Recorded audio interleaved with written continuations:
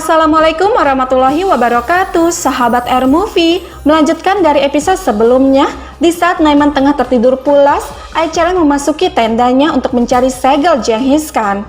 Dan di saat dia menemukan segel itu, seketika Naiman terbangun dan mencekik Aicheren, lalu berkata, "Aku adalah Naiman yang diberkati oleh Gok Tengri. Beraninya kamu membunuhku. Kamu akan menghadapi muka Erlik Khan. Esrigun mengirimmu. Kamu akan menjadi hukuman matinya." Namun Aicheren mengatakan, maafkan aku Naiman." Kemudian Naiman melepaskan cekikannya dan mengambil kembali segel tersebut. Sahabat, kita beralih sejenak ke Yenisehir. Esrigun berkata, "Mata-mataku, Aicheren dekat dengan Naiman. Aku akan memiliki segel itu. Tanpa segel, Naiman tidak bisa berbuat apa-apa. Dia akan menunggu untuk dibunuh." Mendengar ini Osman bertanya, "Esrigun Hatun, dapatkah dia melakukannya?" Dan Esrigun menjawab, "Tentu dia dapat melakukannya, atau akan sulit untuk membunuh Naiman." Lalu Bala bertanya, "Kapan dia akan membawa segelnya?" Dan Esrigun menjawab, "Besok, insya Allah."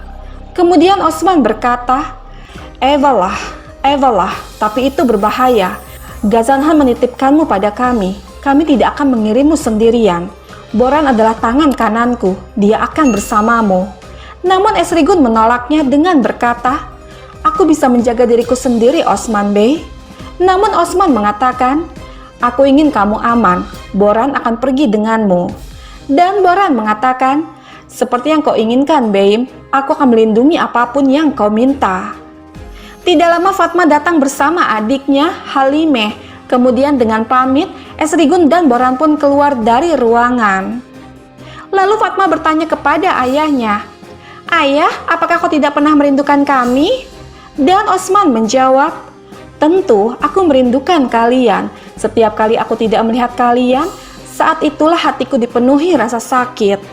Namun Fatma mengatakan, "Kau mengatakan itu, tapi kau selalu membawa kakak-kakakku ke medan perang. Kau tidak pernah membawa kami." Mendengar ini membuat Osman kelimpungan, lalu menjawab, Ya, putriku, dengar, Halimeh belum bisa berjalan, kamu perlu membantu merawatnya." Lalu Fatma menjawab, "Baiklah untuk saat ini, tetapi ketika adikku besar nanti, jika kau masih tidak membawa kami, maka kita akan bicara." Dengan tersenyum, Osman mengatakan, "Ya, jangan khawatir, begitu kamu bertambah dewasa, kamu akan selalu bersamaku." Lalu Fatma berkata, "Ayah, semua orang mengatakan sesuatu tentangku. Mereka bilang..." Seketika Bala mengatakan, "Fatma, ayahmu harus bekerja, biarkan Halimeh tidur."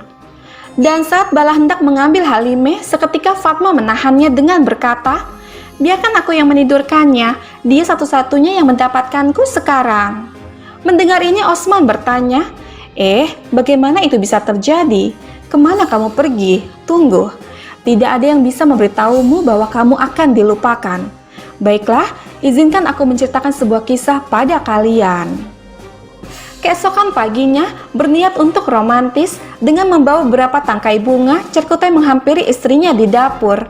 Namun Ulgen tidak mendengar panggilan suaminya karena tengah asik menyantap makanan dengan lahap.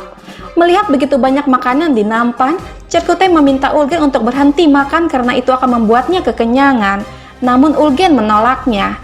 Dan saat mereka sedang tarik-menarik nampan, seketika Karabe datang, kemudian memukul Cerkutai dengan tongkatnya, lalu berkata, apakah kau membuat putriku kelaparan sejak hari pertama?" Dengan gugup Cerkutai menjawab, Tidak, tentu tidak, Ibu." Melihat ibunya terus memukuli Cerkutai, Ulgen berkata, "Ibu, hentikan, ini tidak seperti itu." Namun Karabe mengatakan, "Aku mendengarnya sendiri." Mencoba untuk menjelaskan, Ulgen berkata, "Ibu, jangan bicara seperti itu, Cerkutai merawatku dengan baik." Mendengar ini Karabe bertanya, "Sungguh, jika dia memperlakukanmu dengan buruk?" Seketika Cerkutai mengatakan, "Ibu, apa yang kau bicarakan? Aku merawat Ulgenku dengan sangat baik, dan juga aku membawakannya bunga." Melihat bunga-bunga itu hancur, Karabe berkata, bocah gila, apakah kamu membawa rumput untuk putriku? Apakah kamu memanggil putriku kambing?" Melihat itu Cerkutai pun langsung menyadari bahwa yang membuat bunga-bunga itu hancur ternyata dimakan oleh Gubrus, seekor kambing yang dibawa masuk oleh Karabe. Kemudian Karabe pun pergi bersama kambing tersebut. Merasa kesal, Cerkutai terus-menerus menyebut nama kambing itu Gubrus, yang ternyata Gubrus asli datang seraya berkata, "Ya, aku datang karena panggilanmu." Namun Cerkutai mengatakan, "Aku tidak bicara padamu, aku bicara pada Gubrus." Lalu Gubrus bertanya, "Memberitahunya apa?" "Baiklah, Cerkutai, Osman Bey akan segera datang. Ayo, kita ke Sogut, ikuti aku." Kemudian dia pun pergi dari sana. Masih dengan perasaan kesal, Cerkutai berkata, "Setiap Gubrus itu sama. Ulgen, aku pergi sekarang, tetapi kamu harus tahu bahwa aku tidak akan mati karena luka pedang, tetapi karena tongkat ibumu." Dan Ulgen mengatakan, "Ya, dia bisa membunuhmu, tongkatnya terkenal. Aku tidak memberitahu ibuku dan menghentikannya untuk membunuhmu, jadi aku akan makan apapun yang aku inginkan." Kemudian Cerkutai pun pergi dari sana dengan Ulgen yang langsung melanjutkan makan siangnya. Di samping itu, Besungur menghampiri Alpen lainnya seraya berkata, "Para Bey mencapai Sogut, mereka menunggu Osman Bey." Kemudian Turhan bertanya kepada Syamil, "Syamil, kapan unit terdepan akan mencapai tanah kita?" Dan Syamil menjawab, "Mata-mata kita mengikuti mereka, saudara. Kita akan mempelajarinya." Lalu Aikut berkata, "Sekarang, yang penting bukanlah kapan mereka akan tiba, tapi bagaimana Osman Bey akan menghentikan mereka." Dan Besungur mengatakan, "Bey menjamin kematian mereka, dia pasti punya rencana." Lalu Turhan mengatakan, "Ya, itu sebabnya dia memanggil semua Bey ke Sogut." Dan Besungur mengatakan, "Segera kita akan mengetahui tujuan kita. Sampai saat itu, tugas kita adalah menunggu dengan sabar. Ayo, Bem sedang menunggu kita." Kemudian mereka pun pergi dari sana. Sementara itu, di markas Naiman, Aceren dibawa ke hadapannya seraya berkata, "Jangan lakukan ini, Komandan Besar Naiman. Jika kau melepaskanku, jika kau menginginkan pengampunan, Gazanhan akan memaafkanmu." Kemudian Naiman bertanya kepada anak buahnya, "Apa yang kalian temukan?" Dan Tendu menjawab, "Kami menemukan ini dari dirinya, peta tempat pertemuan. Itu adalah tempat yang ditandai." Melihat peta itu, Naiman berkata, "Aicheren, Esrigun, tuanmu, akan mati saat dia menunggu segelnya." Sahabat kita beralih ke Esrigun, Boran beserta tentaranya yang dalam perjalanan menuju suatu tempat untuk mengambil segel yang akan dibawa oleh Aicheren. Di samping itu, terlihat Fatma tengah bermain bersama adiknya Halimeh dengan berkata, "Lihat adik, mereka menginginkan sepatu kita. Mereka tidak ingin kita berkeliaran di sekitar. Tapi aku tidak akan membiarkan mereka. Lihat, aku membawa mereka bersamaku. Sekarang aku akan memberi mereka pelajaran. Mereka akan sangat mencintai kita dan anak-anak itu akan mempelajarinya. Aku pernah melakukannya sekali dan itu berhasil. Aku akan melakukannya lagi. Ayo adik, mari kita pergi ke suku kita. Ibu-ibu ada di dewan. Tidak ada yang akan melihat kita. Tapi kamu jangan menangis, oke?" Kemudian dengan membawa adiknya, Fatma pun pergi meninggalkan Yenisehir. Sementara itu, pertemuan para Bey diadakan di Sogut. Dengan mengucapkan salam, Osman berkata, "Allah memerintahkan kita untuk penaklukan, bukan kemenangan. Dan aku memulai dewan ini dengan 99 namanya. Bismillahirrahmanirrahim. Tekfur Valen. Kita tidak dapat menghentikan unit yang datang untuk mengganggu ketertiban di tanah kita. Itu sulit. Tetapi kita tidak memiliki ruang untuk putus asa. Mengapa? Karena pria seperti Salur Bey. Terima kasih kau mengizinkan kami berada di rumahmu. Orang-orangmu menumpahkan darah. Sampai nafas terakhirmu kau berjuang untuk kami. Terima kasih. Dan kau telah membuktikan kesetiaanmu. Mulai sekarang kau memiliki tempat di dewanku. Hati pria sepertimu telah memberi kami harapan."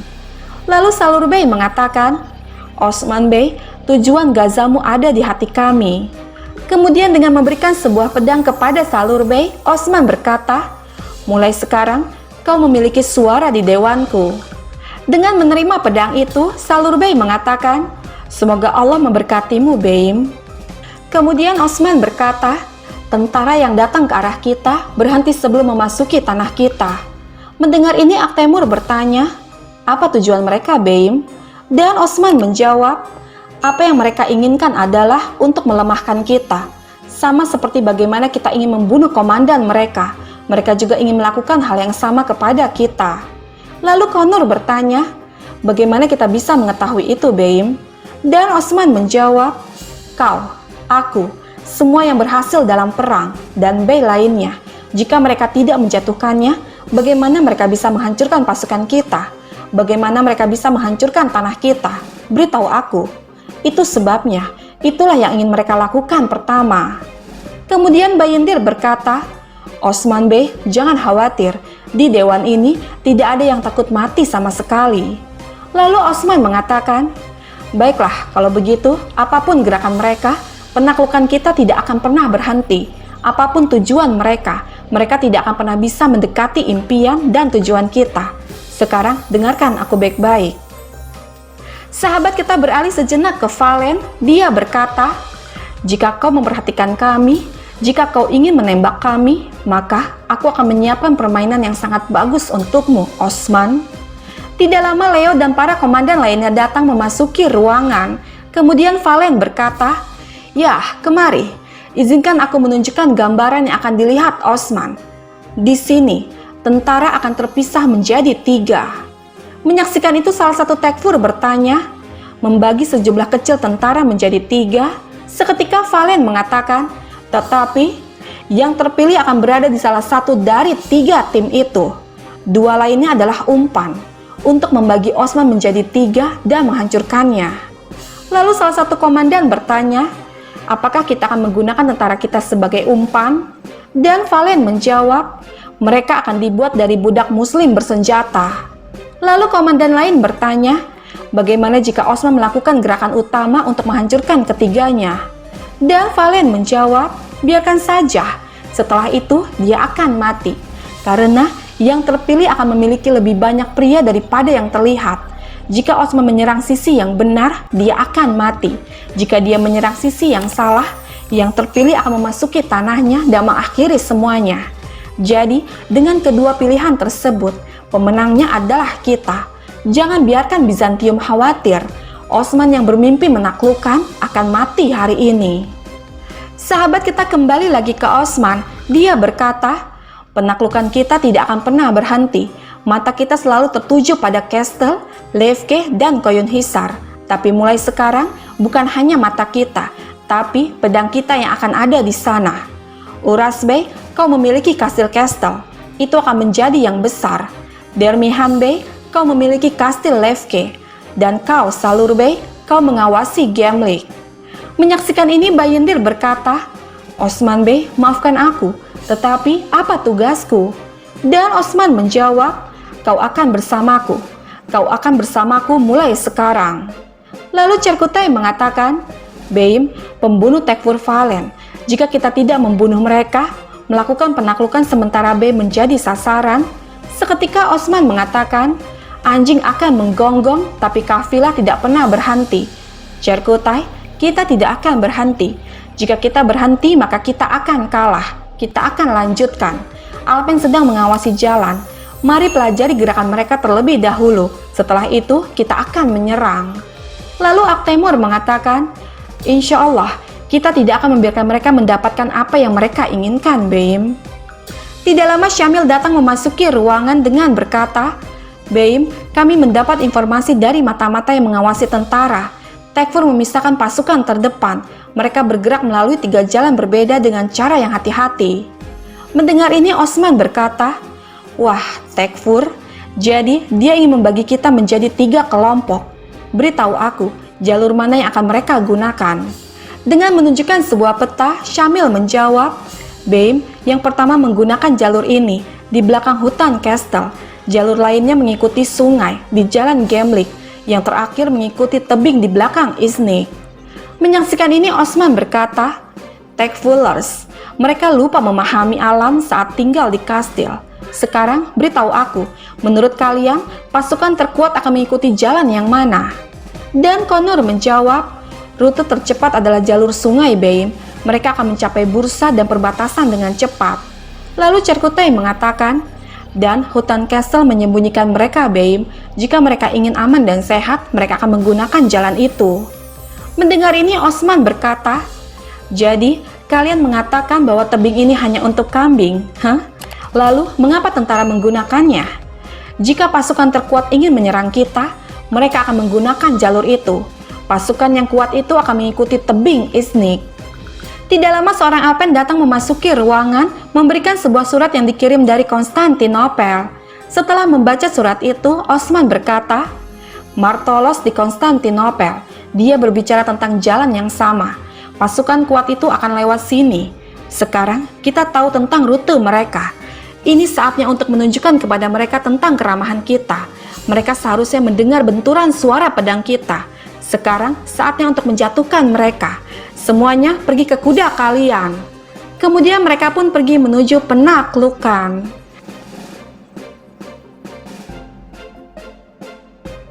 Sahabat, bergabunglah terus bersama kami untuk mengetahui kisah selanjutnya.